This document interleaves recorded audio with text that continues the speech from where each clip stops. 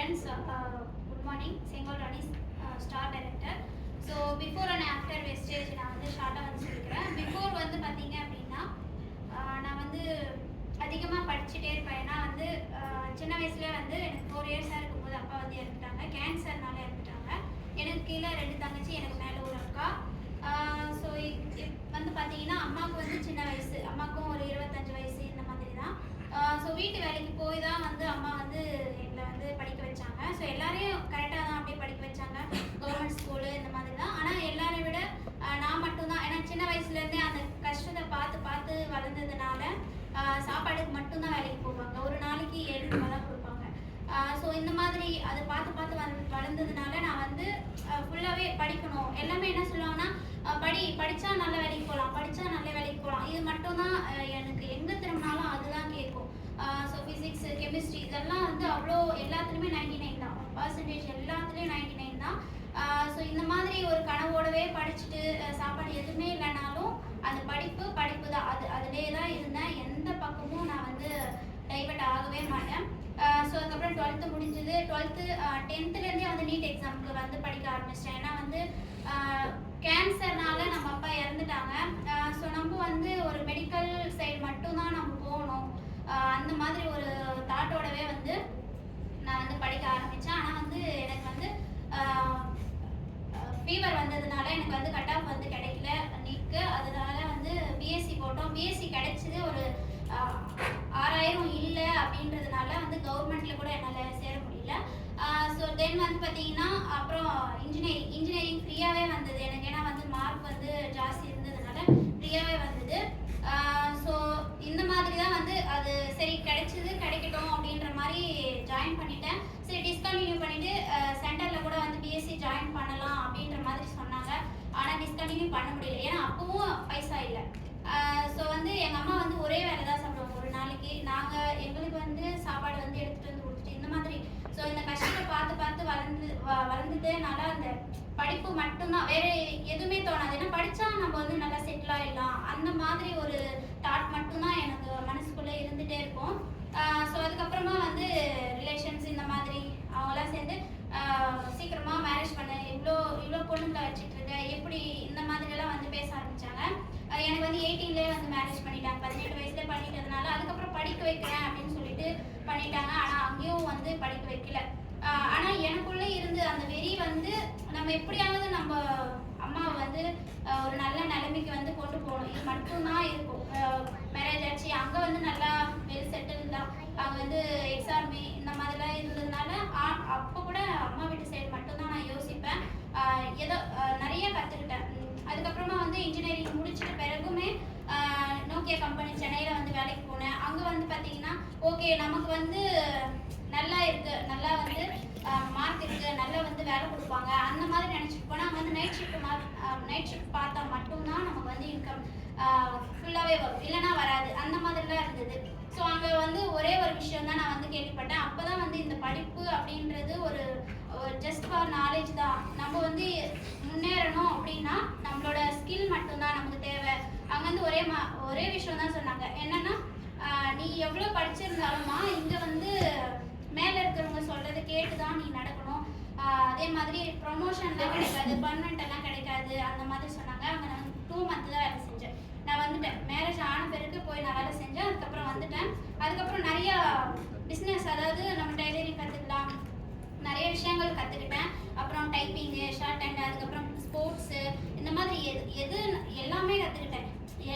எது கிடைக்குதோ அங்கே போகலாம் அப்படின்ற மாதிரி நான் வந்து கற்றுக்கிட்டேன். ஆனாலுமே வந்து எங்கேயும் அனுப்பலை, என்னை வந்து வீட்டில் வந்து வேலைக்கு எங்கேயும் அனுப்பலை. ஸோ அதுக்கப்புறமா வந்து பாப்பா பிறந்து 4 மாதம். அந்த 4 மாதத்தில் அதுக்கு முன்னாடி வெஸ்டேஜை நான் கேள்விப்பட்டிருக்கேன் படிக்கும்போது. ஏன்னா அது மேரேஜ் ஆன உடனே வந்து பார்த்திங்கன்னா என் ஹஸ்பண்ட் வந்து டியூ சாஃப்ட் அப்படின்ற ஒரு நெட்வொர்க் மார்க்கெட்டிங் வந்து பண்ணிட்டு இருந்தாங்க. அது வந்து பார்த்திங்கன்னா 10,000 ரூபாய் கட்டணும். அதிலே வந்து கூட்டிகிட்டு போவாங்க, ஆஃப்லைன்லலாம் கூட்டிகிட்டு போவாங்க. 80 கிலோமீட்டர் 100 கிலோமீட்டர்னால் நம்ம தான் போகணும், நம்ம காசு போட்டு செலவு பண்ணிவிட்டு அதுலேயுமே இந்த ட்ரெஸ் கோடு இதெல்லாம் எல்லாமே இருக்கும். ஆனால் அங்கே போயிட்டு எதுவுமே இது பண்ண மாட்டாங்க.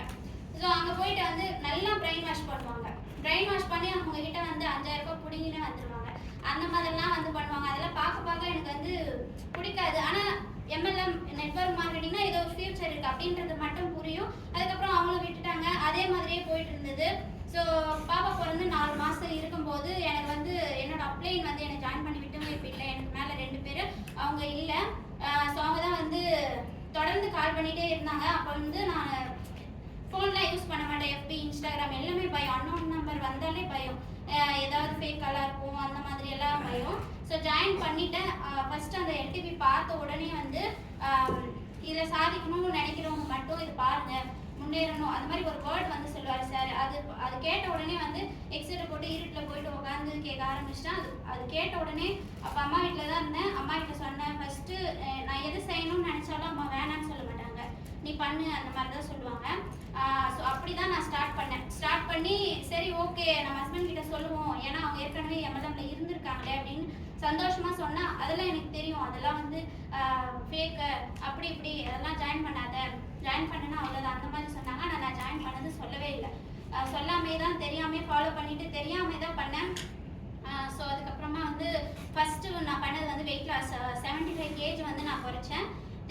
எல்லாமே தெரியாமல் பண்ணேன். ஃபஸ்ட்டு கடன் வாங்கி பண்ணியாச்சு. 2வது மாதம் 3வது மாதம் என்ன பண்ணுறது, நமக்கு வந்து காசு கொடுக்க மாட்டாங்க அப்படின்னு சொல்லிட்டு டியூஷன், நமக்கு தெரிஞ்சு படிப்பு தான். ஸோ அதை வச்சு டியூஷன் எடுத்து இந்த மாதிரி 4 மாதம் குழந்தைய வச்சுக்கிட்டு டியூஷன் எடுத்து எல்லாம் திட்டுவாங்க, உனக்கு எதுக்கு டியூஷன், குழந்தைய பாரு, அது பாரு, இது பாருன்ட்டு. ஆனால் நான் இந்த மாதிரி ஒரு விஷயம் பண்ணுறேன் அப்படின்றது யாருக்குமே தெரியாது. ஒரு சில டைமுக்கு மேலே வந்து தெரிய ஆரம்பிச்சிச்சு. நம்ம மேம் அப்படின்னு சொல்கிறத கூட ப்ரொனன்சியேஷன் வேறு மாதிரி சொல்லி இவ யாருக்கிட்டே பேசுகிறா அப்படின்ற மாதிரி நிறைய சந்தேகம் இந்த மாதிரிலாம் வந்து பண்ண ஆரம்பித்தாங்க. நானுமே வந்து 7 மாதத்தில் தான் வந்து பிரான்ஸ் அடித்தேன். பிரான்ஸ் அடித்து எங்கள் ஹஸ்பண்ட் கிட்ட சொல்லியுமே அவங்க வந்து நம்பலை. அவங்க வந்து என்ன ஆச்சுன்னா ஈகோ கிரியேட் ஆகிடுச்சு. இவன் நம்மளை விட போயிடுவாளோ அந்த மாதிரி வந்து கிரியேட் ஆகிடுச்சு. அதுக்கப்புறம் சொல்லவே இல்லை. இந்த மாதிரி நெக்ஸ்ட் லெவல் போகும்போது சில்வர் போகும்போது எதுவுமே சொல்லலை. ஒரு முறை சில்வரோட இன்கம் 12,000 மட்டும் காட்டினேன். அப்புறம் அதுக்கப்புறம் தான் பிரச்சனையே ஸ்டார்ட் ஆச்சு. எல்லார் வீட்லேயும் இன்கம் எடுத்தால் சந்தோஷப்படுவாங்க, இங்கே வந்து இன்கம் எடுத்தால் வந்து ரொம்ப பிரச்சனை. இந்த மாதிரி இவ எடுக்கிறா, இவ இது பண்ணிடுவா அது பண்ணிடுவான்னு சொல்லிட்டு எங்கள் அம்மாவெலாம் வர வச்சு நிறையா வந்து சண்டையெல்லாம் போட்டு அந்த மாதிரி வெளியே போ, நீ வெஸ்டேஜ் பண்ணுறதுனா வீட்டில் இருக்கக்கூடாது அந்த மாதிரிலாம் சொல்லி 10 மாதம் நான் அம்மா வீட்டில் தான் இருந்தேன். 10 மாதம் இருந்துமே நிறைய ஸ்ட்ரகிள்ஸ். அங்கே வந்து தேங்க்ஸ் பண்ண வேண்டியது என்னோட அப்ளைன்ஸ் அண்ட் லைஃப் லைன்ஸ்க்கு தான். ஏன்னா வந்து அவங்க வந்து அவங்க வேலையை கரெக்டாக பண்ணாங்க. அதனால தான் வந்து நான் என்ன பண்ணாலும் சரி அது வந்து நான் சொல்ல மாட்டேன். எவ்வளோ கஷ்டத்துலேயே இருந்தாலும் அழுதுகிட்டே இருந்தாலும் அந்த டைமில் லைஃப் லைன்ஸ்க்கு நான் வந்து எதுவும் காட்டிக்கவே மாட்டேன். அதுதான் ரொம்ப ரொம்ப அங்கே மெயின். அப்ளைன்ஸுமே வந்து டீமை வந்து அந்த டைமில் பார்த்துக்கினாங்க. 1 வருஷமாக அந்த சில்வர் அப்படின்ற ஒரு அந்த லெவல்லே இருந்தேன். அந்த சில்வர் வந்து நான் இது வரைக்கும் நான் குவாலிஃபை அப்படின்றது நான் போனதே கிடையாது. ஏன்னா இன்கம் எனக்கு தேவைப்பட்டுச்சு. நான் இங்கே ஒரே விஷயம் தான் வந்து இங்கே அப்சர்வ் பண்ணேன். என்னென்னா நமக்கு பசிக்குது அப்படின்னா நம்ம தான் சாப்பிடணும். இங்கே வந்து கூட இருக்கிறவங்க வந்து சாப்பாடு போடுவாங்க அப்படின்றது நான் வந்து எதிர்பார்க்கவே மாட்டேன். ஸோ நமக்கு இன்கம் வேணும்னா நம்ம தான் வேலை செய்யணும், நம்ம லைஃப் செய்வாங்க, அப்ளைன் சப்போர்ட் பண்ணுவாங்க, இந்த மாதிரி வந்து நான் நினச்சதே கிடையாது.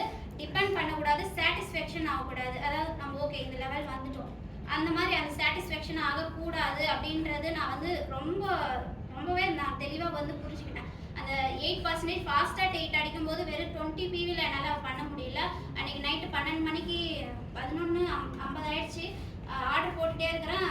சரியான சண்டை வீட்டில், யார்கிட்டயோ பேசிகிட்டு இருக்கா அந்த மாதிரி எதோ சொல்லி பண்ணிட்டாங்க. அப்போது போனது அந்த சாட்டிஸ்ஃபேக்ஷன்.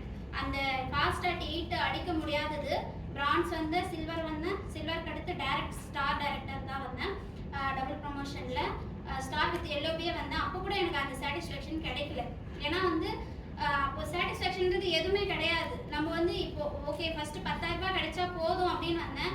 ஆனால் 10,000 ரூபாய் கிடைச்சும் நமக்கு வந்து அதுக்கு தகுந்த மாதிரி லைஃப் போயின்னு இருக்குது. இப்போது 40,000 ரூபாய் வருது, அதுக்கு தகுந்த மாதிரி போயிட்டு இருக்கு. அப்போது இன்னும் போயினே தான் இருக்கணும், இன்னும் அதிகமாக போகணும் அப்படின்னு சொல்லிட்டு தான்.